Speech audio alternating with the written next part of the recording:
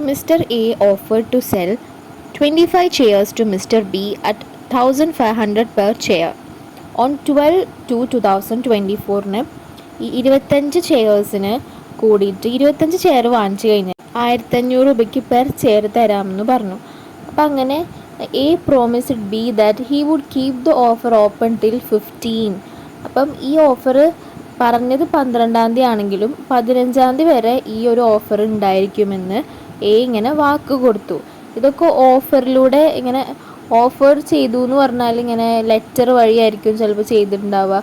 ഏത് രീതിയിലാണ് ചെയ്തതെന്നൊന്നും ഇതിൽ പറയുന്നില്ല. ഫേസ് ടു ഫേസ് ഇൻട്രാക്ഷൻ ആണെന്നോ അങ്ങനെയൊന്നും പറയുന്നില്ല. However on 13/2/2024 he sold these shares to Mr. C at 1700 per chair. അപ്പോൾ 25 ചെയേഴ്സും വേറൊരു റീറ്റെയിലറെ കണ്ടപ്പോൾ, അപ്പോൾ മിസ്റ്റർ സി ആണ് റീറ്റെയിലർ വന്ന് ചോദിച്ചപ്പോൾ അത് 1500 എന്നുള്ളത് 1700-ന് 25 ചെയേഴ്സും കൂടെ വിറ്റു. അപ്പം ഇത് ആരറിഞ്ഞിട്ടില്ല, ബി അറിഞ്ഞിട്ടില്ല ഇതൊന്നും. അപ്പോൾ mister B communicated the acceptance of the above offer on 14/2/2024. അപ്പം ഈ ഓഫർ ബി ആക്സെപ്റ്റ് ചെയ്തത് 14-നാണ്. അതായത് അപ്പോൾ ഇവിടെ ആ ഒരു സെയിൽ നടന്നു എന്ന് പറഞ്ഞില്ലേ ഈ 1700-ന്, അത് കഴിഞ്ഞിട്ടാണ് ആക്സെപ്റ്റൻസ് ചെയ്തത്. ഓക്കെ, അത് കഴിഞ്ഞിട്ടാണ് ആക്സെപ്റ്റൻസ് ചെയ്തത്. So advise with reference to the provisions of the Indian Contract Act 1872 whether Mr. B can claim damages from Mr. A. അപ്പം മിസ്റ്റർ എയുടേന്ന് ഡാമേജസ് ക്ലെയിം ചെയ്യാൻ പറ്റുമോ എന്നാണ് ചോദിക്കുന്നത്. അപ്പോൾ എൻ്റെ ഒരു അറിവ് വെച്ച് പറയുകയാണെങ്കിൽ ഒരു ഓഫർ നമുക്ക് റദ്ദമാക്കാൻ പറ്റില്ലേ, റിവോക്ക് ചെയ്യാൻ പറ്റില്ലേ, എപ്പോഴൊക്കെയാണ് അത് ചെയ്യാൻ പറ്റുക? മറ്റേ ആൾ ആക്സെപ്റ്റ് ചെയ്യുന്നതിന് മുമ്പ് എപ്പോൾ വേണമെങ്കിലും നമുക്ക് ഓഫറിന് റിവോക്ക് ചെയ്യാനായിട്ട് പറ്റും അല്ലേ, അത് നമുക്കറിയാലോ. അപ്പോൾ ആ റിവോക്ക് എങ്ങനെയൊക്കെ ചെയ്യാൻ പറ്റും, പല ഫോമിലുണ്ടല്ലേ. അപ്പം ആ റിവോക്കേഷൻ ഇവിടെ ചെയ്തത് സെല്ല് ചെയ്തിട്ടാണ് ആ ഓഫർ റദ്ദമാക്കിയത്. ഇവിടെ മിസ്റ്റർ ബി ആക്സെപ്റ്റ് ചെയ്ത് കഴിഞ്ഞിട്ടാണ് സെല്ല് ചെയ്തതെങ്കിൽ സീനായനെ. പക്ഷെ ഇവിടെ മിസ്റ്റർ ബി ആക്സെപ്റ്റ് ചെയ്യുന്നതിന് മുമ്പാണ് ഇങ്ങനെ സെയിൽ ചെയ്തത്. അപ്പോൾ അവിടെ ഓഫർ റിവോക്കേഷൻ നടന്നു. അവിടെ ഓഫറിൻ്റെ ഈ ആക്സെപ്റ്റൻസിന് മുമ്പ് ഓഫർ വേണമെങ്കിൽ റിവോക്കേഷൻ ചെയ്യാനായിട്ട് പറ്റും അല്ലേ. അപ്പോൾ ആ ബേസിസിലായിരിക്കണം ആൻസർ എഴുതേണ്ടത്. അത് സെക്ഷൻ 5 ആണല്ലേ പറയുന്നത്. So in terms of section 5 of the Indian contract act 1872 a proposal can be revoked at any time. ഞാൻ പറഞ്ഞില്ലേ, എപ്പോൾ വേണമെങ്കിലും ഒരു പ്രൊപ്പോസൽ അല്ലെങ്കിൽ ഒരു ഓഫർ നമുക്ക് റിവോക്കേറ്റ് ചെയ്യാനായിട്ട് പറ്റും. Before the communication of its acceptance is complete as against the proposer. അതായത് ഈ ആക്സെപ്റ്റൻസ് മറ്റാൾ ചെയ്യുന്നതിന് മുമ്പേ എന്നാണ് ശരിക്കും ഇതിൻ്റെ അർത്ഥം. ഓക്കെ, വേറെ ഒരു കോംപ്ലിക്കേഷനും വരുത്തണ്ട. മറ്റേ ആൾ ആക്സെപ്റ്റ് ചെയ്യുന്നതിന് മുമ്പേ, മറ്റേ ആൾ നമ്മളോട് കമ്മ്യൂണിക്കേറ്റ് ചെയ്യാണ് ആക്സെപ്റ്റൻസ്. ഓക്കെ, അതിന് മുമ്പേ നമ്മളോട് പറയാണ് ആക്സെപ്റ്റൻസ്. അതിന് മുമ്പ് ഏതൊരു സമയത്തും നമുക്ക് നമ്മുടെ പ്രൊപ്പോസൽ റിവോക്കേറ്റ് ചെയ്യാം. എങ്ങനെയൊക്കെ പ്രൊപ്പോസൽ റിവോക്കേറ്റ് ചെയ്യാം, പല രീതിയിൽ ചെയ്യാം. അതിലൊരു രീതിയാണ് ഇപ്പോൾ പറഞ്ഞ ഗുഡ് സെയിൽ ചെയ്ത് കഴിഞ്ഞാൽ അവിടെ ഓഫർ റദ്ദമായി എന്നാണ് അർത്ഥം. ഓക്കെ, അപ്പോൾ അങ്ങനെയാണ് ഈ ഒരു കേസിൽ ചെയ്തിട്ടുള്ളത്. ഇപ്പോൾ once again in terms of section 5 of the Indian contract act 1872 a proposal can be revoked at any time before the communication of its acceptance is complete as against the proposer.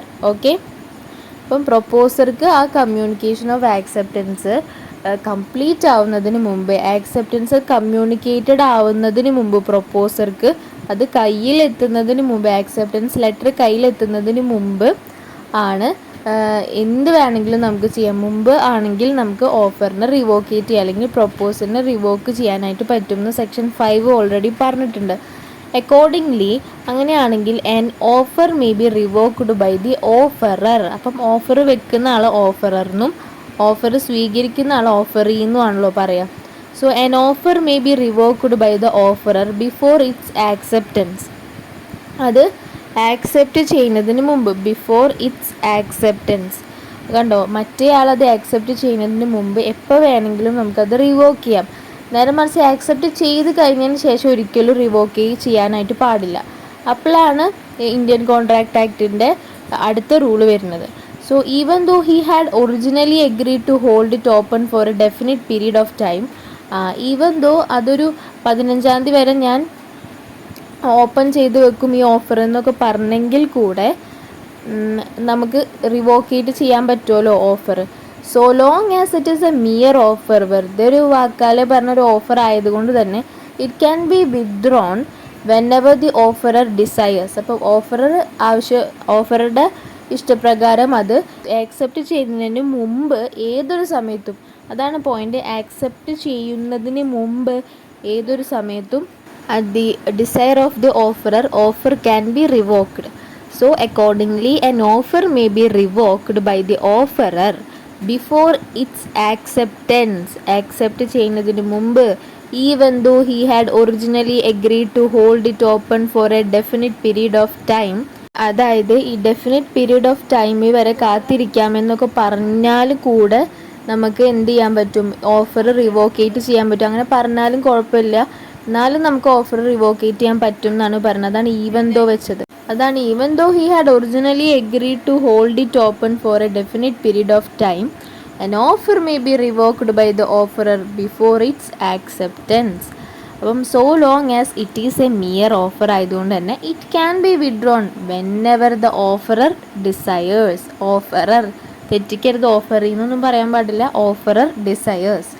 അപ്പം in the instant case B cannot claim. അപ്പം ഇതിൽ കണ്ടോ, first provision, പിന്നെ fact of the case, പിന്നെ നെക്സ്റ്റിൽ conclusion വരെ പറയാണ്.